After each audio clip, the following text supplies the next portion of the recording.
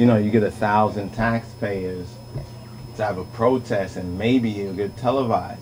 But when you just do the numbers on how many dollars are spent in the millions or in total all over the country, not just one state, but all across the country, for welfare or child support programs, the government says that it's being the so-called father. And so the government says that it's being, you know, replacing the father as the primary breadwinner.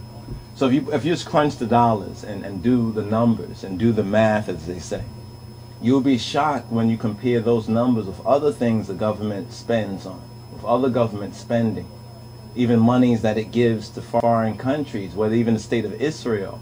You understand the billions of dollars it gives and the billions of dollars that's given in special interest and, as they call it in DC, pork projects or swine projects and pork projects. When you compare the money spent, and we're talking about citizens, we're talking about the majority of these so-called welfare mothers or black baby mothers or just mothers in general, single mothers who have children, a child or children, and they receive state, local, and federal welfare and child support dollars, and you just crunch all those numbers just in a year, a given year. You can almost take any year and you compare it with other spending and other monies that even the regular people, the taxpayers, don't even know about.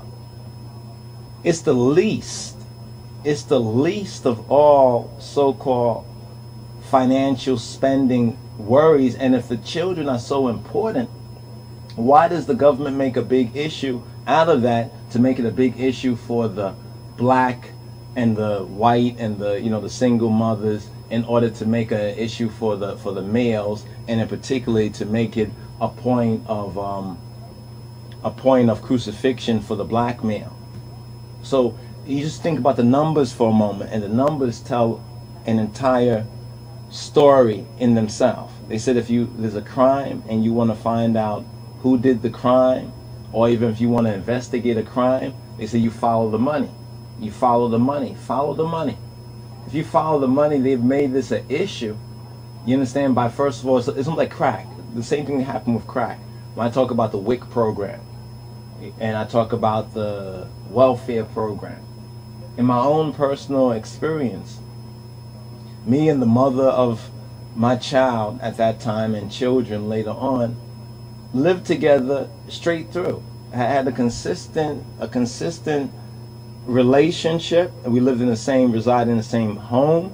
You understand? I took care of the primary, you know, financial matters. I took care of my family. I was there. I was on scene. I stepped up to the plate. I did my part. You understand? The whole thing really began with the WIC. The WIC was like, okay, the WIC, you know, you could get Similac and certain other things, and it was not considered welfare. It was considered something that the city was doing that was good. You know, it was a good deed, like here in New York, that they were doing. You understand? Because looking out for the children and the mothers, and know how difficult it can be, and to have healthy children, so forth and so on. Almost like, you know, the state is helping you out and the city is helping you out, and therefore it's offering this program. So it's like a free program. You understand? And the mother of my child and children, you know, she told me about that. Oh, I have, you know, there's a WIC program, and there's these Lamaze. I remember the Lamaze classes, Lamaze. Some of them I attended, but then later on she was telling me that maybe it would be best if I like maybe picked her up but didn't really show up at the classes. And that was because, you know, the whole welfare program kind of comes along with that. It's kind of like one step leads to the next. Once you're on one thing, then some social worker, you know, would basically tell you, hey, you got this thing, you need to get on this thing. Because when you're in the social worker's position, they also, it's like people who give tickets on cars, like the police who go around ticketing cars, the traffic officers and stuff like that. They have, even the regular police, they have a certain quota. They have to fulfill a quota. So when the government says, all right, we want to get X amount of people, you understand, X amount of the single mothers or the mothers, you understand, who are on the WIC program, You understand? We want to offer them this on the welfare program because a lot of those agencies need to get monies, you understand, and desire to get these monies for their operations. And the only way they can do it is if they sign on, you understand, when the government passes some sort of legislation or it says it's going to give X amount of more dollars, so that these other agencies, the managers in these agencies, are informed, you know, down the hierarchical chain and everything. And then it comes down to the social worker, who now basically, when they meet with their client, the baby mother, tells them, oh, you can get this is your right. And I remember I used to hear a lot of that, because a couple of these things I was on hand for, you understand, I was there for, you understand. And a couple of these things that I heard, I remember them saying things like, yeah, you know, this is your right. You know, even a lot of the literature, it says this is your right. You know, this is yours. So the idea is like, you're a fool if you don't take advantage of what is already yours and you don't get what is already yours. Very clever, very deceptive. You understand that we find out how deceptive it is when we now, you know, take this, you know, 14 or 18 or so years later. Now I'm looking back over this 18 years, I'm looking back to see, well, how did it begin? How did it all start out? So it started out in this very innocent sense. So even though I was there on scene, I was there in the family, resided with the mother and the children, was like in a common law relationship, so forth and so on. That's the reality, that's the fact. But she was forced or was coerced or was convinced by social workers and everything else. I mean, I even heard this said from, not just her, but other friends that she had met, other so-called baby mothers and everything, and whose men were in much the same position as myself, that they were there, they were working, they were doing whatever hustle, whatever they needed to do to bring monies home and support the family and keep a roof, you understand, over the heads of everyone involved and keep food there. And the welfare thing was seen by a lot of us as a supplemental. It was not the main thing. The welfare thing was a supplemental, because we were on hand. You understand? We were doing what we needed to do.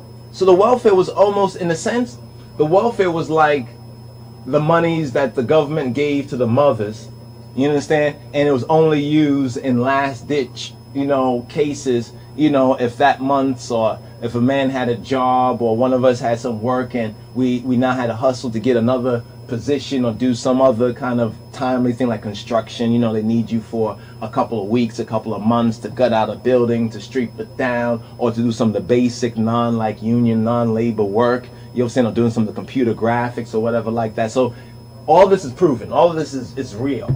You understand? And if the mother denies something like that, well, she's a liar, because there's others who were there who will acknowledge, even some of the people that we worked for would acknowledge that. You understand, from those several years ago.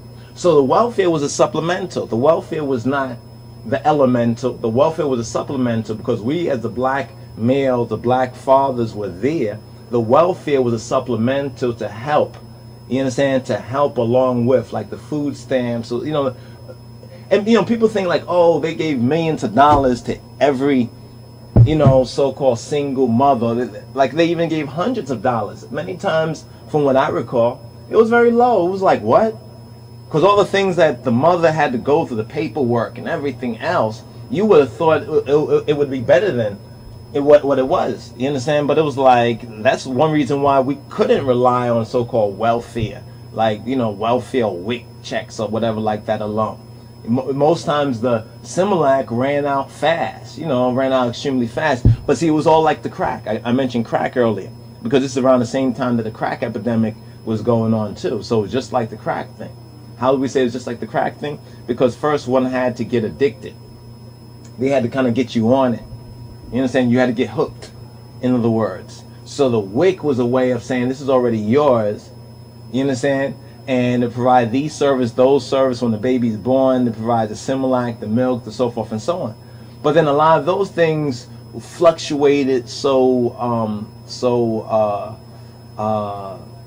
much, you know, like, I remember sometimes she was saying, oh, what? It was almost like she thought she was going to get this, but then it was that. So we still, and myself, I had to, you know, had to pitch in, you understand, there and buy milk or buy the Similac. You understand? So although the WIC would get a couple of cans, we had to supplement and buy the other cans, and it was like the extras. Like the WIC was the extras, really. It was not the main thing anyway. Or the Pampers, or any of those other things. Yovas, and this is the facts, especially at those early years. You see, even though people say it gets more expensive as a child grows up, I think it's really more expensive in the sense when the child is younger, during those early formative years. Why I say that? Because you see, the child is so vulnerable. You know, if you ever seen a little baby when it's still in its first couple of days and weeks of life,